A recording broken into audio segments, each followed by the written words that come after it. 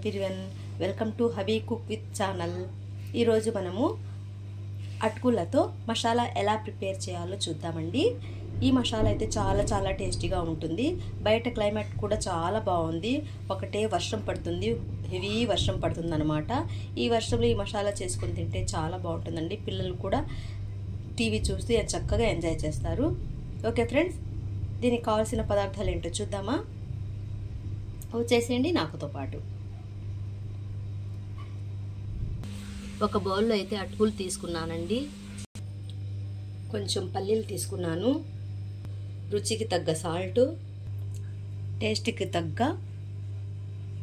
కారం, కొంచెం పంచదార పొడిని తీసుకున్నానండి. మిక్సీలో వేసి గ్రైండ్ చేసి, ఇది వేయటం వల్ల చాలా టేస్ట్గా ఉంటుందన్నమాట మసాలా. 2 స్పూన్స్ పంచదార పొడి, కొంచెం కొత్తిమీర తీసుకున్నాను. మీకు ఇష్టమైతే ఉల్లిపాయ ముక్కలు అవి కూడా వేసుకోవచ్చండి, నేనైతే యాడ్ చేసుకోలేదు. 2 స్పూన్స్ నెయ్యి, 2 స్పూన్స్ కారం, 2 యాడ్ చేసుకున్నానండి. ఇంకా వెళ్దామా నెక్స్ట్ ప్రాసెస్లోకి. సింపుల్ అండ్ ఈజీ పద్ధతిలో అటుకుల మసాలా ఎలా తయారు చేయాలో చూద్దామండి. ఈరోజు మనము బయట అయితే క్లైమేట్ కూడా చాలా బాగుంది, బాగా హెవీ వర్షంతో కూడా కూడి ఉన్నది బయట అయితే. అందుకని పిల్లలు చక్కగా ఇష్టంగా తింటాలి ఈ వర్షంలో కూడా అని ఈ మసాలాను అయితే ప్రిపేర్ చేస్తున్నాను. ముందుగా మనము స్టవ్ మీద బాండీ పెట్టుకొని అందులో కొంచెం నెయ్యిని అయితే యాడ్ చేసుకుందాము. మీ ఇష్టం అండి, నెయ్యి అయితే నెయ్యి, ఆయిల్ అయితే ఆయిల్ యాడ్ చేసుకోవచ్చు.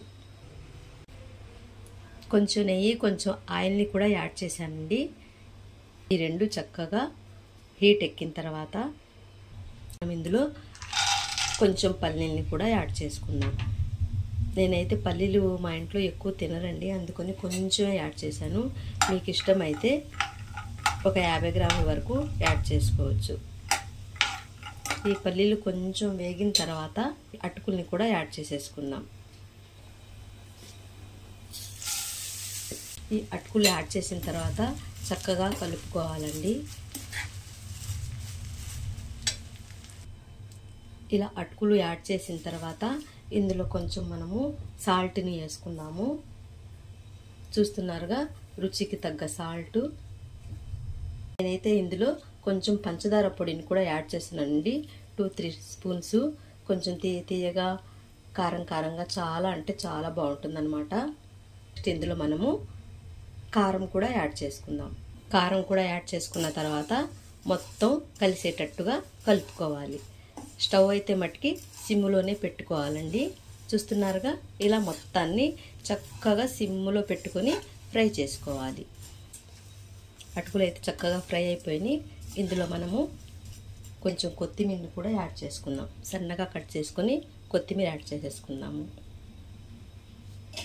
ఇలా వర్షం పడినప్పుడు చక్కగా ఈ అటుకుల మసాలా చేసుకొని తింటే చాలా బాగుంటుందండి. ఇప్పుడు అసలే పిల్లలు కూడా ఇంట్లో ఉన్నారు కదా, సెలవుల్లో చాలా ఎంజాయ్ చేస్తారనమాట. చిటికలో అయిపోతుందండి, ఎక్కువ సమయం కూడా పట్టదు. ట్రై చేయండి ఫ్రెండ్స్, చాలా అంటే చాలా బాగుంటుంది. ఓకేనా, ఇంకా స్టవ్ ఆఫ్ చేసేద్దాము. ఒక బౌల్లోకి అయితే సర్వ్ చేసేసానండి. చూస్తున్నారా ఎలా ఉందో? వేడి అటుకుల మసాలా రెసిపీ ఈ విధంగా ప్రిపేర్ చేసి పిల్లలకి మనము స్నాక్స్ రూపంలో ఇవ్వచ్చండి.